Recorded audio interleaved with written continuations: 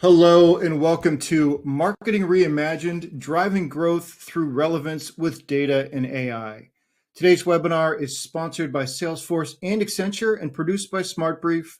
My name is Scott Becker. I'm from SmartBrief, and I'm excited to be your moderator for this discussion panel.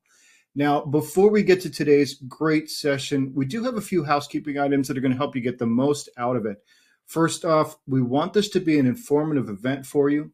So we encourage any questions in the questions box in your webinar control panel. Not only will we have team members responding to questions during the live event, but we'll also have a dedicated Q&A session at the end of the presentation where we'll discuss in greater detail some of the top questions that you ask.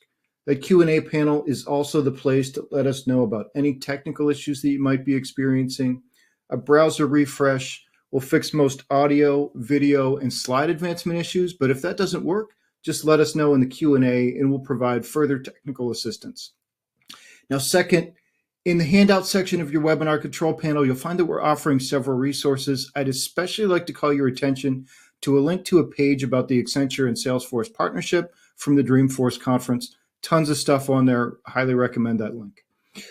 Okay, and I encourage you to access that resource now and feel free to share it with your friends and colleagues. Now, third, at the end of this webinar event, we will be awarding a $250 Amazon gift card to one lucky registrant. Of course, you must be in attendance during the live event to qualify for the prize. Official terms and conditions of today's prize drawing can be found in the handout section. Just scroll to the bottom and you'll find the link with the details. All right. With that housekeeping out of the way, let's get to today's timely discussion. So it's my pleasure to introduce you to our presenters today. We have Tricia Brown, who's North American Customer Relevance Marketing Lead for Accenture. We have Jatinder Singh, who's Global Head of Data and AI at Accenture. And we have Surya Karan, who's Personalized Experiences on Salesforce Global Lead at Accenture. So I'm delighted to have these three here. Let me just bring them all into the event here. Give me 1 second. All right. Well, Tricia and Jatinder and Surya, welcome. Thanks for being here. Thank you so much for the invite. Yeah, thanks for having us. Thanks, Scott. Well, Tricia, I'll turn things over to you to get us started. Yeah, thank you. So thank you for the warm welcome, Scott. Like Scott said, I am our North America Customer Relevance Marketing Lead, and I've been in this space for a little over 20 years working at the intersection of creativity and data. And I'm very excited to be here with Jatinder and Surya to share our POV on how to drive growth through relevance with data and AI. For those of you who might be unfamiliar with Accenture, we are the world's largest tech-powered creative group. We combine the best creativity and technology with intelligence to drive growth through relevance. We can move on to the next slide. Here's a little bit of our wall of work, but as you can see, we work with some of the world's most ambitious businesses to help them organize and build their brands around winning, keeping, and growing their businesses and their customers through relevance. And we believe, so we're going to talk about relevance. You're going to hear that a lot through this presentation. We believe that relevance is the heart of growth and our ability to create useful and interesting things for people. And we look at relevance through two lenses. One lens is through customer relevance, and the other lens is through business relevance. So being culturally relevant, right, it's about understanding how people are living today and what is happening in the world around them and what they value. And then there's personal relevance, which is understanding what people need and want at specific times and what is impacting their decisions. So while cultural relevance addresses that larger communal understanding and how you create brand at scale, it's the personal relevance that helps you solve for the individual. And the other side, it's business relevance, right? Starting first with industry relevance, which is how your company differentiates itself from the rest and where you can find opportunities for disruption. And then last but not least, there's technology relevance, which is how we are ensuring that we're building the right capabilities, the right technology that allows us to create competitive advantage and momentum as we look towards doing this at scale. So I think we all know that relevance is what customers expect and what drives their decisions today. We believe that it's our job to help people make decisions. But unfortunately, people don't wake up in the morning and think about our brands. Instead, they're focused on how to live their lives and decisions they need to make each day. And so therefore, for brands to be relevant, people need to see and understand the role that brand plays in their lives. And, we see relevance as not just an imperative, but also a solution to disconnect with how many brands today are showing up and how their customers are engaging. So traditionally, brand marketers are going to focus on one of two ends of the spectrum. At the top, you have brand marketers who are focused on driving awareness, who are trying to get you to feel something, right? And then at the bottom of the funnel, you have performance marketers who are trying to get you to do something, to click, to register, to give your first-party data. But we know as consumers that decisions are not made at the top of the funnel or at the bottom of the funnel. They're actually made in the middle, and that's where we have the opportunity to drive a better understanding of what people are seeking to understand and how we can best position our products and services to fit in their lives. We all live and make decisions in the middle. So as an example, if I'm buying a house, I'm thinking about in the middle there, where do I want to live? Where do I want to have access to different schools? What color countertops do I want? Those are all decisions that I'm making in the middle, outside of the top and bottom of the funnel. And we believe that's where the power of relevance can really be felt, by bringing together and building on the awareness, the brand awareness that's so important, bringing that with the bottom through an approach where they're in the middle, that's focused on a deep understanding of customer and how to help them make decisions.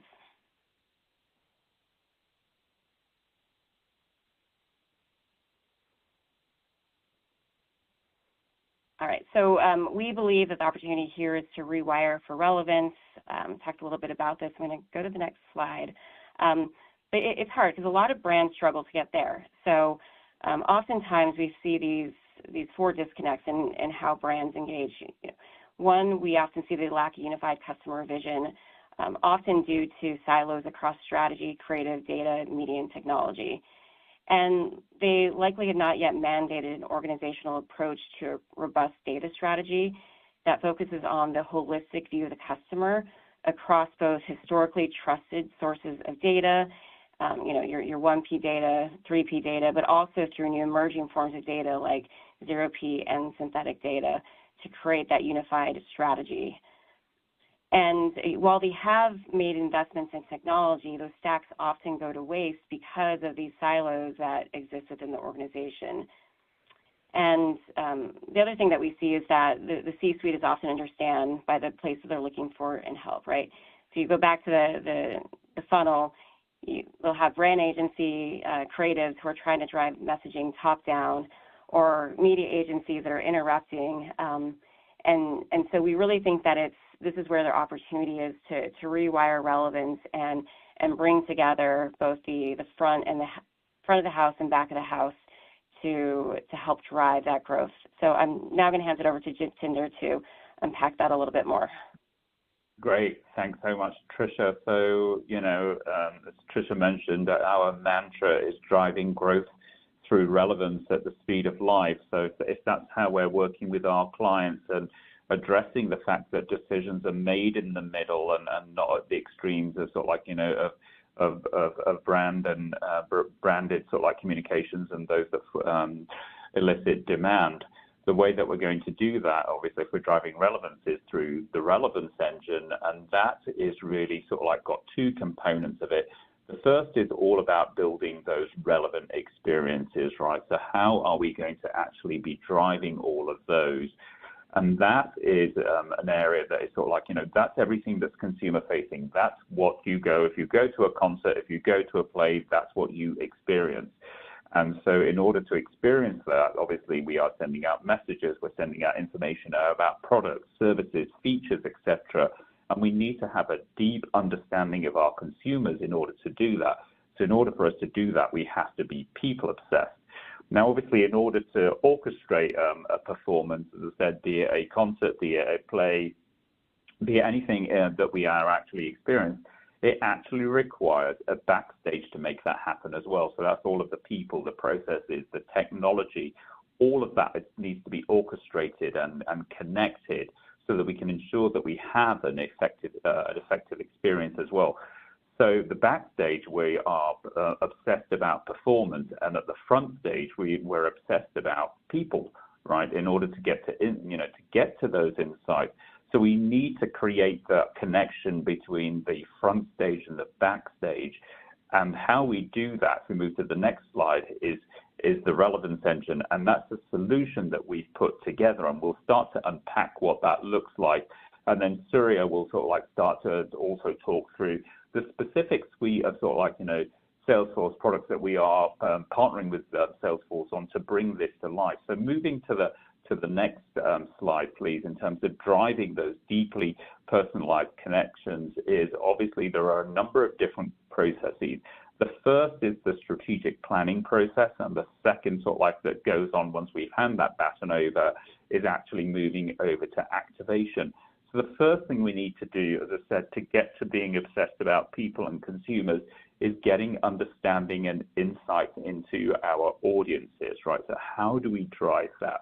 We drive that, as I said, using intelligence solutions that convert a lot of complex siloed data into actionable and unified insights that are going to drive that total reinvention. And so that's not just understanding who those audiences are, emotion, profile, persona, and humanization, but then also understanding what's going on from a culture and a societal perspective against these audiences within the businesses that we are partnering with. How are we looking to create emotional connections with those audiences within the brands as well? And once we've distilled that insight, we're going to put forth a strategy. And that is a strategy that is ultimately going to lead to the content that we're going to create for these different audiences, and ultimately the experiences which would be activated. And obviously there's a whole slew of data that comes back as a result of that, and we're then monitoring, measuring, and optimizing, and all of that information goes back to the beginning. So there are these four components of getting audience intelligence, which in turn feeds the content, and we're doing that in an intelligent manner, which ultimately leads to experiences across paid, owned, and earned channels that we are actually activating and publishing. We're looking at the performance of all of those experiences that have been driven by the insight, and measuring and monitoring it. And as I said, and so it continues in a cyclical manner. And that's what this is what we've brought to life when we talk about the relevance engine, to really identify how do we drive growth through relevance at the speed of life. And I'll now pass it over to Surya, who will walk you through some of the specific, as I said, solutions that we're leveraging from a Salesforce perspective to actually operationalize this. Awesome. Thanks, Jitendra.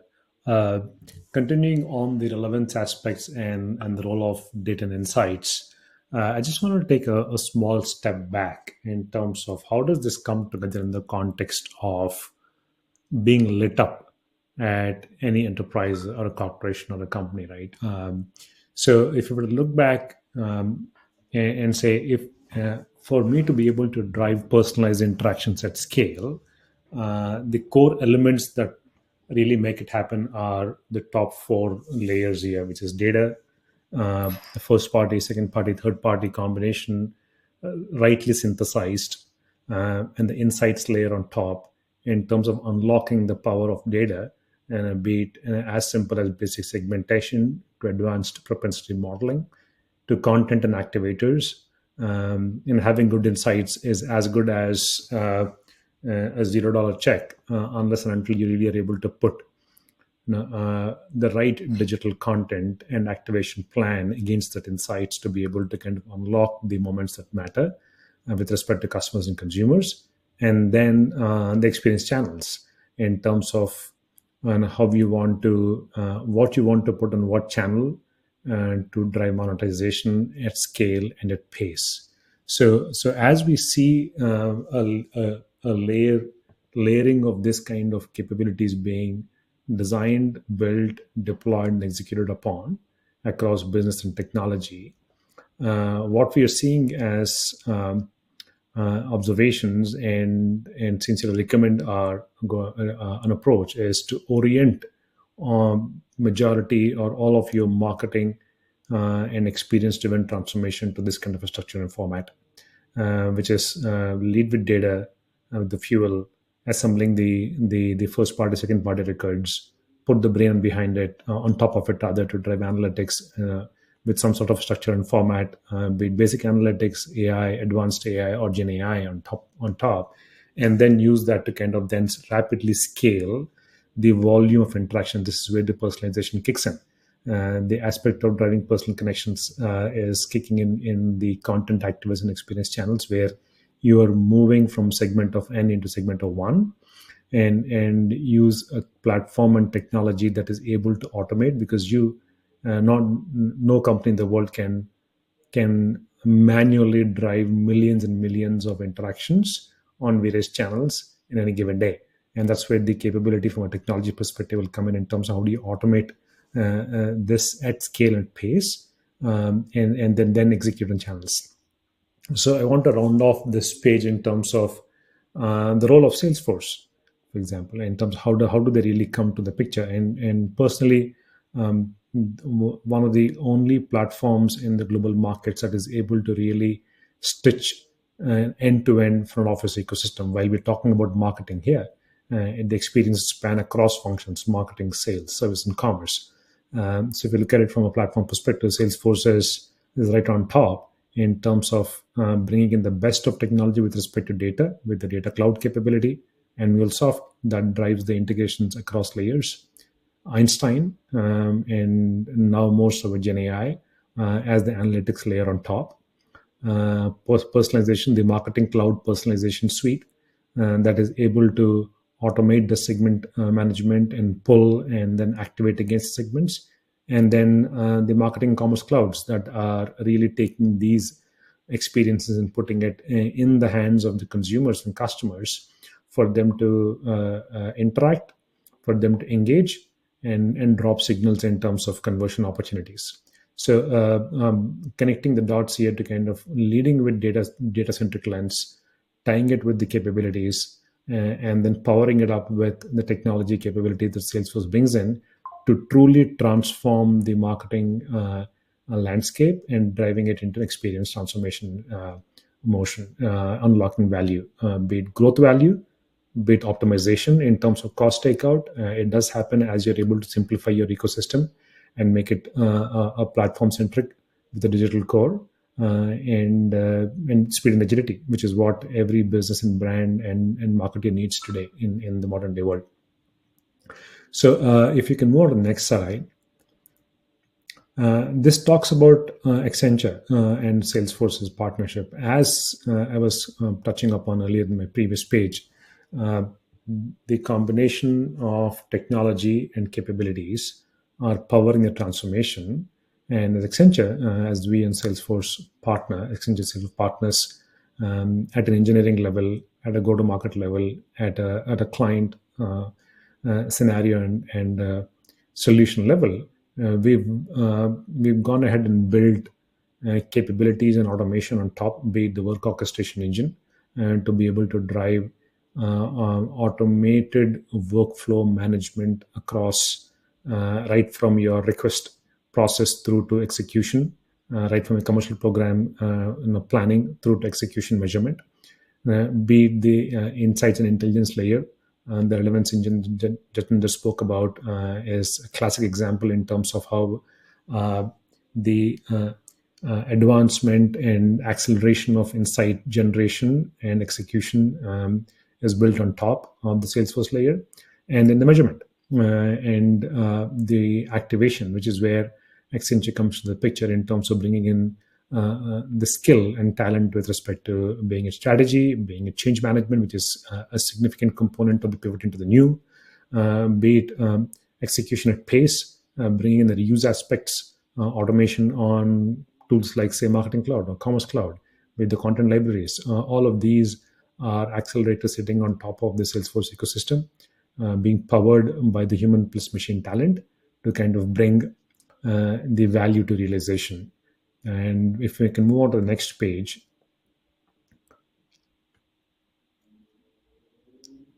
Thank you. Just talking about value realization. So what does it mean in terms of unlocking value? And these are real numbers. These are numbers that we're seeing that are hit upon at our clients who are increasingly adopting and adapting into the new and unlocking these benefits. Just to touch upon a couple of them. And these are conversations that I'm having right now with few of a large CPGs and high-tech and insurance companies. The reduction in terms of cost. This looks on the face of it as a greenfield. It is not. All of the talk track that Trisha, Jatinder, and I were going through is something that is currently existing in each of our clients' organizations. It's just that the way it is being done is inorganic. Over a period of time, it has grown that way, and thereby adding dollar amount in terms of expense. So as you optimize the technology, as you optimize the processes, as you optimize the go-to-market and execution insights and automation, it unlocks a huge amount of cost takeout.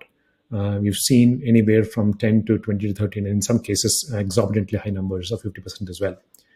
It, along with it, brings a measurable increase in speed to market. There have been scenarios where some of our clients were taking anywhere from 3 to 4 months to get a commercial program to be designed through to executed and launched in the channels, and only because the multiple handoffs and the manual way of things being done. And that 3 to 4 months has been brought down to 2 to 4 weeks or 5 weeks, depending on the complexity.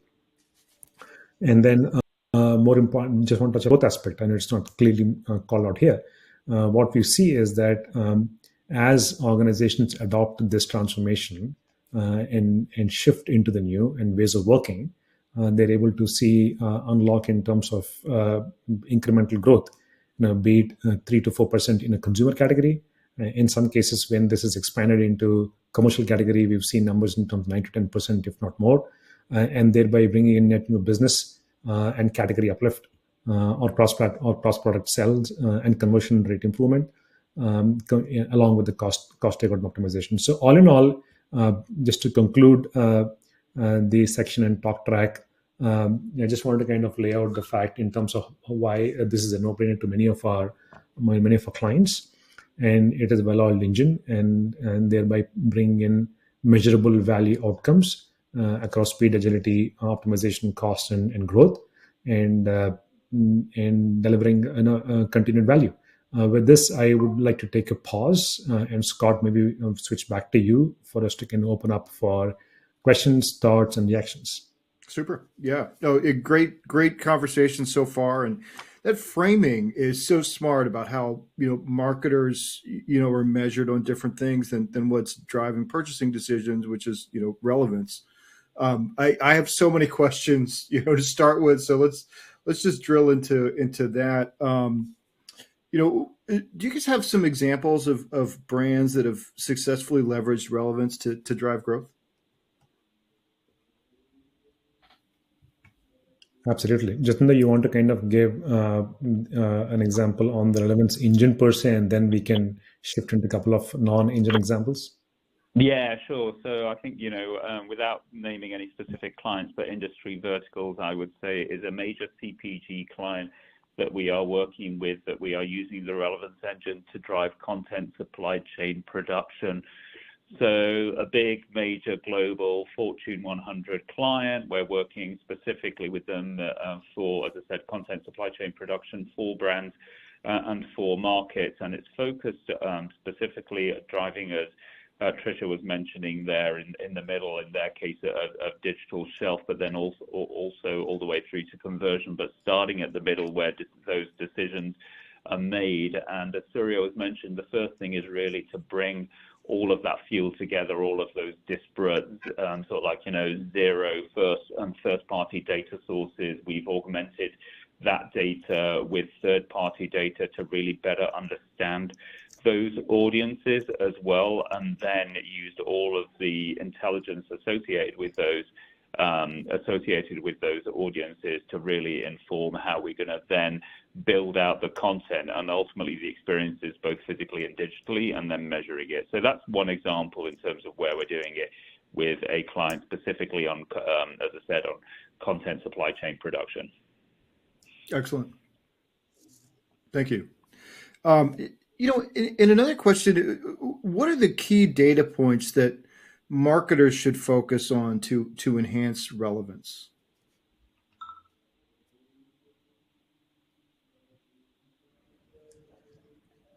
Sorry, so I missed that. Would you mind repeating that question? Sure. Yeah. What are the key data points that marketers should focus on to enhance relevance? Yeah, so I think we all realize that the most important data is first-party data, right? That's the one that is the golden nugget, and zero-party as well, where people are telling you their preferences. So that is a good starting point, absolutely, for sure. And then, as Surya mentioned, once we've got that, is then what other information can we take and enhance that zero and first-party data, and then start to stitch third-party data. So that could be demographic, lifestyle, psychographic, shopper, media consumption, etc., that we can then start to get a more holistic understanding of those audiences. And once we've started to develop that profile, as I mentioned, we also want to then understand these audiences on a more emotional level, and also to future protect the business, understand where these audiences are ultimately going to be going. So what does culture look like, and what are the cultural trends and the societal trends as well, so that we can start to infuse those insights into understanding our audiences. So that's where we're at right now. The other thing, and you heard Surya mention some stats there in terms of what we're seeing across those 6 pillars and the impact both from an effectiveness and an efficiency and a speed to market. The other thing we're also seeing is the use of synthetic data as well. So I don't have data, or I have missing data on my consumers. How do I start to impute that data? So fill in the gaps, or also start to broaden that data. So that's another area that we're seeing significant growth, and we expect, that in the future, 30% of all data that's leveraged to inform relevance is going to come from synthetic data. All right. Yeah, great. Great points. And so, I was asking kind of about key data points, that marketers should focus on. We actually got a question from Jason in the audience about sort of the other side of that. Jason's wondering, what are the most effective ways that you've seen your CPG clients measure relevance? What KPIs are most actionable to measure relevance? So I'm working with a CPG right now, and we're developing a framework around what we call high-value actions. And these high-value actions, and it depends from the category and product, but they essentially map all the ways in which a consumer might be engaging with a brand or the experience, and pulls all those high-value actions into a holistic measurement framework. So I can't give specific examples because I think it really depends on the brand and the customer and the product. But the high-value action framework has been something very strong that we've been leveraging to think through a more holistic data strategy, and one that is centered around relevance. Fantastic. Thank you. And thanks, Jason, for that question. Another audience question here, and Jatinder, it makes me think about if this is an application for some of the synthetic data that you mentioned. Swati is wondering, as AI and data analytics are increasingly used in marketing, how can companies balance personalization with data privacy concerns? What are best practices in ensuring customer trust?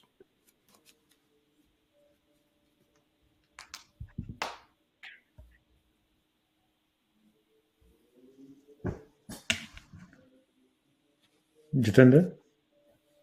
I'm sorry, I'm talking to myself. I was on mute, and that's sorry about that. Great question in terms of obviously ensuring that we are sort of like, compliant, responsible, ethical, and that we're eliminating bias. To me, those are things that we have been doing all along, because obviously we've already got AI and machine learning and deep learning algorithms that we are leveraging as we look to sort of like, develop hyper-personalization and have it be contextually relevant. So I think that continues, and ensuring that the models that we're building, are addressing those. One of the things we talk about is humans and machines, and I think it's going to be a long time before sort of like everything is fully automated and you hit the Staples easy button and out comes the answer. It's going to be an iterative process, for sure, to have humans in that loop. So I think it's continue to do that in a compliant manner, whichever, if you're in different markets, obviously, you need to be operating within the legislation that is there. What is the governance models that you have internally within your organization, and ensuring that you're operating within, within that governance model, ensuring also that you're using the tools that have been approved by your organization as well. And I think the other thing is, don't put anything in there that you wouldn't have done ordinarily. So you're not going to put any secret sauce in there. You're not going to put, some data that, if it was revealed, would give your competitor an advantage. So I would say continue to do what you would do to protect your organization's IP. Continue to build those models as you would have done to ensure that they are adhering to regulation, and that you've got a human in the loop to look at the outputs of those models, and continue to operate in that manner for sure. All right, excellent. I love that Staples easy button analogy. Absolutely. And Swati, thank you for that question. Hey, the next thing I was hoping to get into is, I think there was a reference to front stage and backstage. I was wondering if one of you could sort of explain that concept of front stage and backstage in creating relevant experiences. Yeah, so we need both, right? And as Trisha mentioned, I think at the beginning, we are as Accenture Song, we're the world's largest creative tech organization. So there's two parts to that equation, right? There's creativity, which is designed to elicit something. It's designed to elicit an emotion or elicit an action, right? So that's what's happening at the front stage. As I said, that's when you go to see a performance, be it theater, be it music, be it a movie.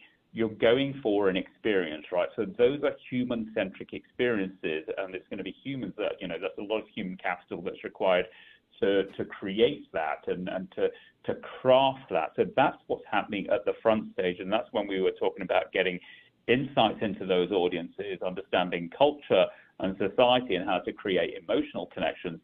And then how do you make it happen? And Surya, if you want to sort of like maybe do a little recap on the slide where you showed, the portfolio, obviously, of, the different suite of Salesforce products that we need to make that happen. We need to build, we need to connect those two worlds, and that's where Song sits at the intersection of that. Surya, do you want to pick up in terms of how we're actually then connecting the front stage and the backstage? Absolutely. Thanks, Jitendra. So as I mentioned when I was kind of walking through this, it's a combination of technology, processes, people, and most importantly, execution. I get this question from many of my clients, or our clients rather, saying, "Hey, I've spent so much on technology, I'm not seeing value." Yeah, you wouldn't see much value unless and until you will really able to kind of parse the technology and start putting it to use and start leveraging and sweating it out. For example, without taking the name, I'm talking to a bank right now, and I happened to kind of meet them at Dreamforce last month. And the conversation was around, and I have spent so much of money on personalization suite, on data, on marketing, on sales and service, and now even more with all the agent AI and Einstein. I'm not seeing any value so far. Where would I go from here? I said, yeah, you would, unless and until you're able to start connecting your front stage to backstage, which is, look at what programs you have in plan. look at, it's not old wine. If you're kind of continuing to do what you've been doing in the past many years on the new, then it is as good as an iPhone with using just for phone calls. You got to change your tactics. You got to look at your data. You got to start analyzing the data and start figuring out what patterns and what will the patterns inform you in terms of new strategies you want to launch. For example, one of other CPG clients is uh, looking at creating solutions for occasions, food solutions for occasions, like a birthday solution, like a breakfast solution, like a lunch solution. Now it's like thinking out of the box, because you have these patterns in your database that you can kind of use to kind of create those segments and start making those tactics and strategies and get technologies to start execute on top of it. I want to close on with one more element here, where the strategies are, in some cases, strategies are created, the technology is in place to kind of execute, and that's where the muscle is needed. And this is a retail example. A retail a beauty client is put in the tactics. They have close to 360 use cases that they want to kind of power upon, and they're putting in technology in the backend, like just like what we have on the page here. And now the opportunity, I would say, not a challenge that we're trying to solve, is how do we ensure that those 350 use cases don't cost me a bomb to execute? How can I kind of continue to get them executed with the same budget that I have? That's when the different ways of working and operating construct is coming together. All of this is now is tailored to unlock on an average of 150 to 160 million dollars of incremental sales in the next 2 years, giving them close to $500 million in 3 years in terms of incremental sales revenue. Okay. Right. Excellent. Thank you. The next thing that I wanted to ask about is just, what are some of the main challenges that marketers are facing in delivering these relevant experiences? And how is AI, the use of AI and data overcoming those? Sure. I can get started, and Jatinder, Trisha, I think this is something that Sure. each of you, I'm sure, have tons of illustrations. So, Scott, the question is very wide and heavy, but I'll probably take one cut at it, and then we can take multiple cuts at it.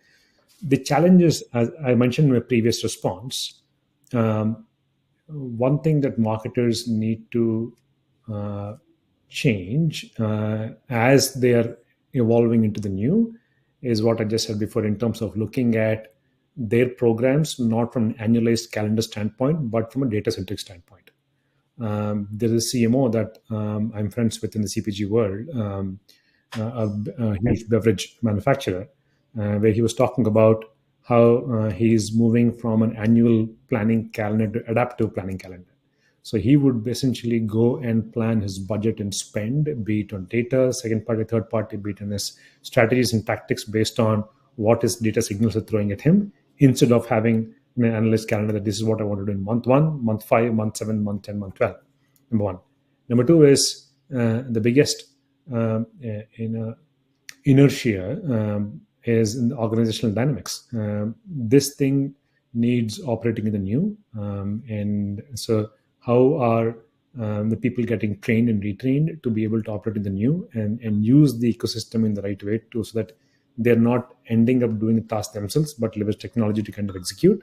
And third is, I'll pull in maybe Jatinder, you to kind of then talk about in the context of, leveraging AI. Nothing is great on day one, but you still got to kind of jump the leap and start using it to kind of improve and hydrate and make it even better. Yeah, no, thanks for that, Surya. And I think, with regards to getting started, I think, we all know data's getting bigger, more complex, it's siloed, the velocity of which it's coming at us is faster. And, sharing that with the organization or with partners and vendors is becoming critical in terms of sort of like, tactically how to, if we go back to sort of like, Surya's slide of the fuel and the brain, if we don't have the fuel and the brain and all of that fuel connected with the brain, then we can't actually create those front stage experiences. So, even using AI or generative AI, for mundane tasks such as sort of like creation of metadata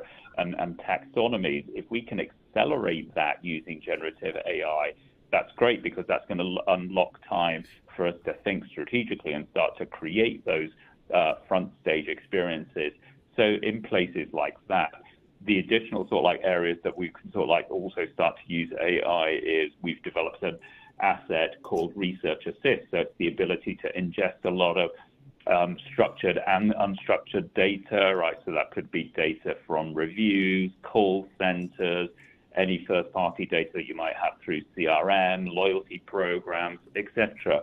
Bring all of that data together and now start to probe that data to get insights into those audiences and query that data. And then ultimately you can use it to design products, services, and features. And so again, if you can do that, you saw the stats from Sirius slide of 20% faster, 30% faster.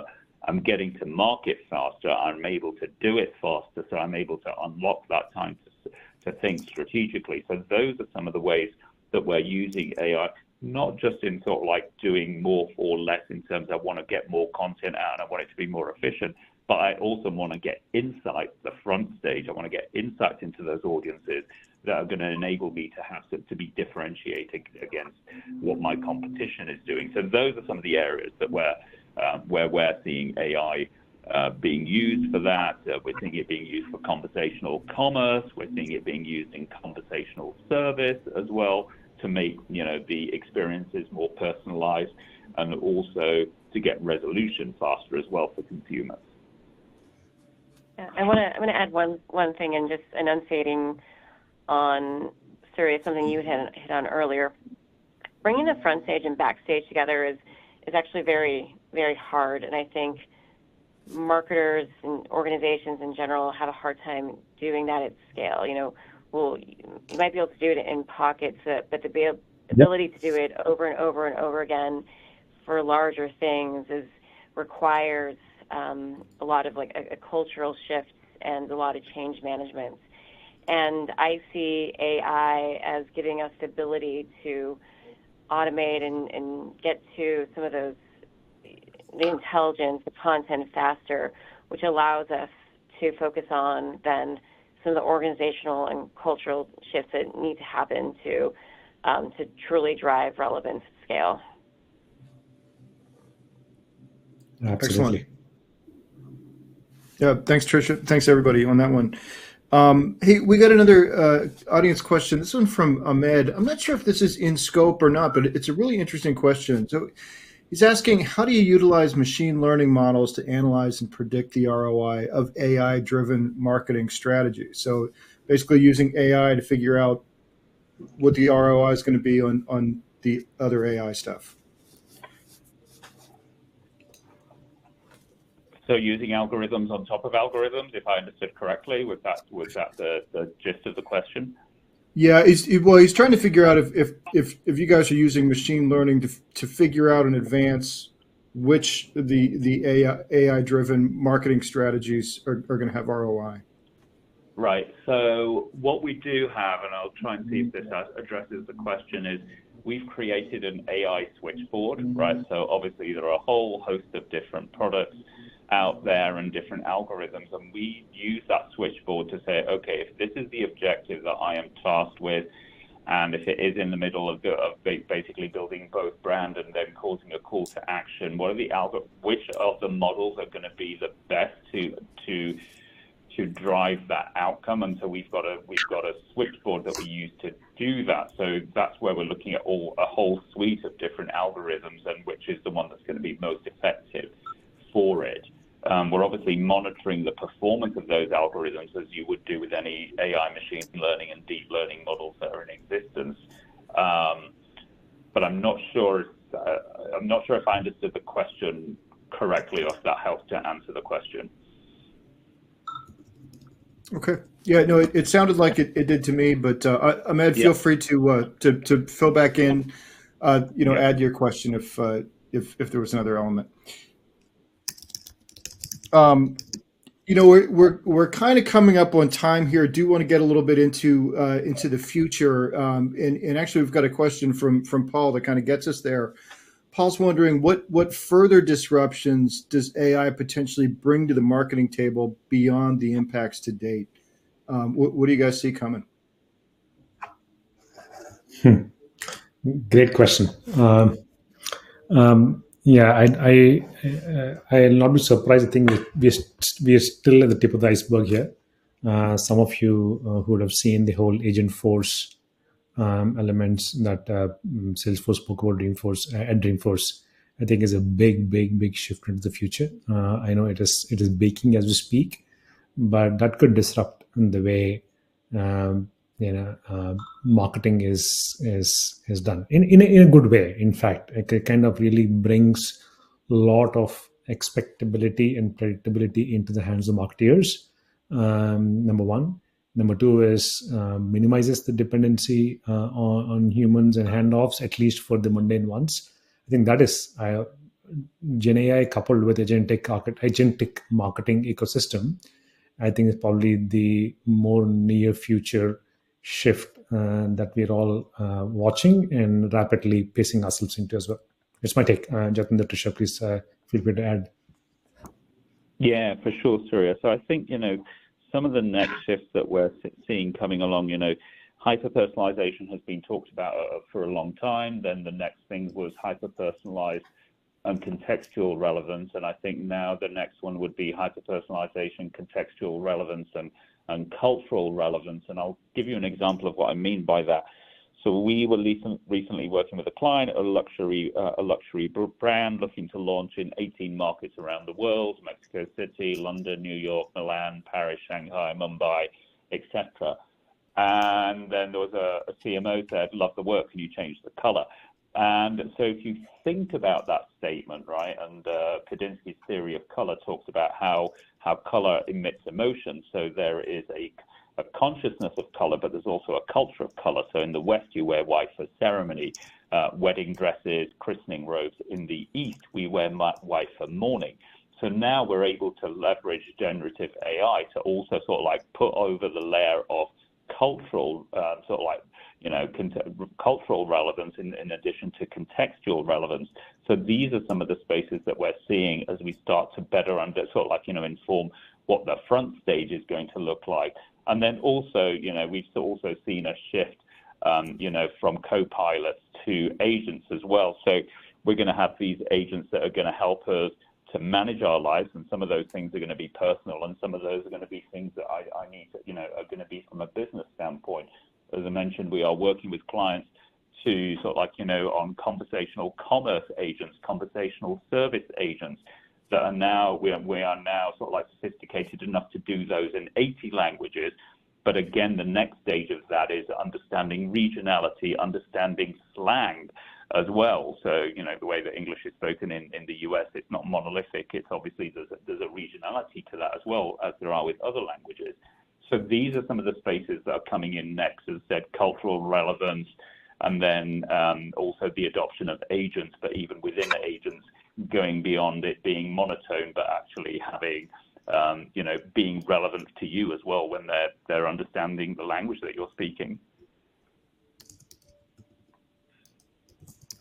Excellent. Yeah, and Tricia, any thoughts?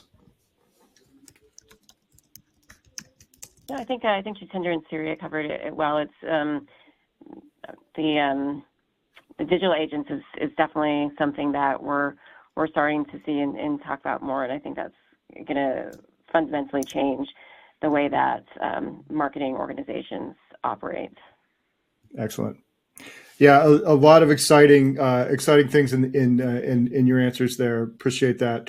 That's probably going to be a good place to leave it with that quick look at the future. I just want to thank all three of you. This has been just a fantastic discussion. Really appreciate your time and all your insights here. Thank you so much. Thank you. Thank you. Thank you. Thanks. Take care. Bye. Bye. All right. And so we do have one final piece of business after that great conversation. And that is the prize drawing. And the winner of the $250 Amazon gift card today is Rob Klitsch from Massachusetts. So congratulations to Rob. We'll be in touch to get you your card. And with that, on behalf of the Smart Brief team, I want to thank Salesforce and Accenture for making this event possible. And thanks as always for attending and for all of your great questions. That's going to conclude today's event. Have a fantastic rest of your day.